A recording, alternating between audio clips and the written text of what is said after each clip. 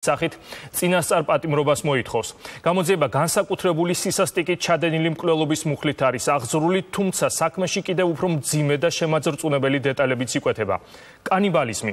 გავრცელებული ინფორმაციით ახალგაზრდებმა, რომელთა შორის მოკლული ქალის 19 წლის შვილიც არის, მსხვერპლი არა მარტო გაგუდეს, დაანაწევრეს და ნაგავსაყრელზე დაწვეს, არამედ გარდაცვლილს გულღვიძლი ამოაცალეს და შეჭამეს. უკვე მეორე დღე ამ საქმეზე დავით ქაშიაშვილი მუშაობს და ის ახლა პირდაპირ ეთერში ჩაგვერთვება. დავით, კანიბალიზმის შემზარავ დეტალებზე, რაზეც მე ახლა ვილაპარაკე, მედიაში თავს არიდებენ საუბარს, ადასტურებენ თუ არა ადვოკატები ამ ფაქტებს? გიორგი, ადვოკატების ნაწილი ჯერჯერობით საქმის მასალებს სრულად არ გაცნობია, თუმცა ადვოკატები აცხადებენ, რომ საქმეში დევს ჩანაწერები და საკმაოდ ბევრი დეტალი, რომლის დაზუსტებაც სურთ. რაც შეეხება რიტუალურ მკვლელობას, ამის შესახებ თავად შინაგან საქმეთა სამინისტრომ გუშინ საჯაროდ გამართულ ბრიფინგზე ისაუბრა და სწორედ სახელმწიფო ბრალდებას სასამართლო პროცესზე მოუწევს ფაქტებით გამყარება ამ ხმაურიანი ვერსიის. ხუთი ბრალდებულისთვის ბრალის დასადასტურებელი მტკიცებულებები პროკურატურამ 4 ტომიან საქმეში მოაქცია.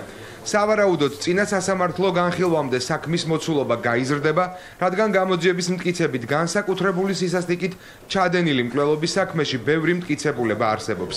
საქალაქო სასამართლოს კანცელარიას აღკვეთის ღონისძიებისთვის საჭირო მასალები გამოძიებამ დღეს ჩააბარა. კურიერის ინფორმაციით 4 ტომიან საქმეში დევს მოწმეთა ჩვენებები, ფოტო და ვიდეო მასალა, რომელსაც ბრალდებულები 76 წლის ქალის მკვლელობისა და დანაწევრების დროს მობილური ტელეფონით იღებდნენ.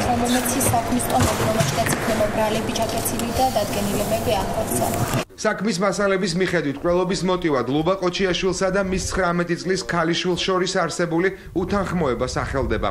გამოძიების ვერსიის მიხედვით 24 წლის მამაკაცმა გარდაცვლილი შვილთან და არასრულწლოვან გოგოსთან ერთად 76 წლის ქალი საკუთარ სახლში ბერი გაბრიელის ქუჩაზე ელექტროშოკით გათიშა.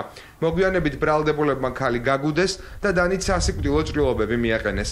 ცხედარი ბრალდებული მამაკაცის სახლში მთაწმინდაზე წაიღეს და გვამის დანაწევრებაში სავარაუდოდ მონაწილეობა მხოლოდ მამაკაცმა მიიღო.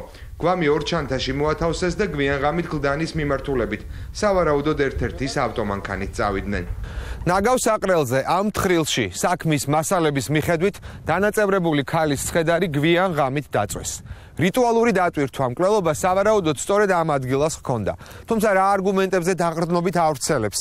შინაგან საქმეთა სამინისტრო ხმაურიან ვერსიას ჯერჯერობით უცნობია. სახელმწიფო ბრალდებას სასამართლო პროცესზე მოუწევს იმის განმარტება, რა ფაქტებს ეყრდნობიან, როდესაც საჯაროდ აცხადებენ, რომ მკვლელობას რიტუალური ხასიათი ჰქონდა. ხმაურიან საქმეს კიდევ ორი ბრალდებული ყავს. 24 წლის მამაკაცის ორი მეგობარი, რომლებმაც მომხდარი შესახებ იცოდნენ და პოლიციას არ შეატყობინეს. მათ გამოძიებისთვის ჯერ ჩვენება არ მიუციათ. ადვოკატის ინფორმაციით საქმეში, რომელსაც ჯერ თვითონაც არ გასცნობია, ჩანაწერებიც დევს. ჩანაწერებია გაკეთებული რაღაცები. ალბათ კანონიერების ფარგლებშია ყველაფერი გაკეთებული. აქედან გამომდინარე, ნახოთ რა არის იმ ჩანაწერებში, კლეფსებია, რაღაცეებია, ვიდეოები, ნახოთ რა. საუბარია ჩაწერილი? რაღაცეები ყოფილი.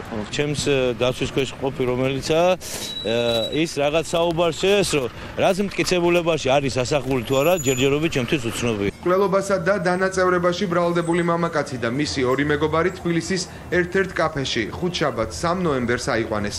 ამავე დღეს მოხდა გარდაცვლილი შვილისა და არასრულწლოვანი გოგოს დაკავებაც. 6-ის ნახევარს. რამდენი ადამიანი დააკავეს? ორი როგორც დავინახე, მე ორი დააკავეს. ბიჭები? ორი ბიჭი. ბევრი პოლიციელი იყო? კი, ძალიან ბევრი. 76 წლის ლუბა ყოჩიაშვილს, როგორც უგზო-უკლოდ დაკარგულს 19 ოქტომბრიდან ეძებდნენ. საქმის მასალების მიხედვით მკვლელობა სწორედ ამ დღეს მოხდა. თუმცა ქალის მკვლელობის, დანაწევრებისა და დაწვის საქმეზე პოლიციამ ბრალდებულები 2 დღის წინ დააკავა. სავარაუდოდ გვამს გამოძიებამ მომხდარიდან 14 დღის შემდეგ გარდაცვლილის შვილის აღიარებითი ჩვენების საფუძველზე მიაგნო. აღკვეთის ღონისძიებაზე სასამართლო ხვალ იმსჯელებს. პროცესი სავარაუდოდ დაიხურება. ერთი იმ არგუმენტით, რომ საქმე შეიცავს საკმაოდ მძიმე ფაქტებს და მეორე მიზეზი, რის გამოც პროცესი უნდა დაიხუროს, არის ის, რომ საქმეს ყავს არასრულწლოვანი ბრალდებული. დიდი მადლობა დავით, ეს დავით ქაშიაშვილი იყო. გადავიდეთ სხვა თემაზე. როგორც ჩანს, ლარი ახალი ისტორიული რეკორდის დამყარებას აპირებს. სამწუხაროდ, კარგი ამაში არაფერია, ვინაიდან ეს მხოლოდ და მხოლოდ გაუფასურების რეკორდია. აი ნახეთ, რა დაემართა ეროვნულ ვალუტას დოლართან მიმართებით მხოლოდ ბოლო 1 თვის განმავლობაში. 5 ოქტომბერს, ანუ ამ გრაფიკის დასაწყისში ხედავთ თქვენ ამას, ლარის კურსი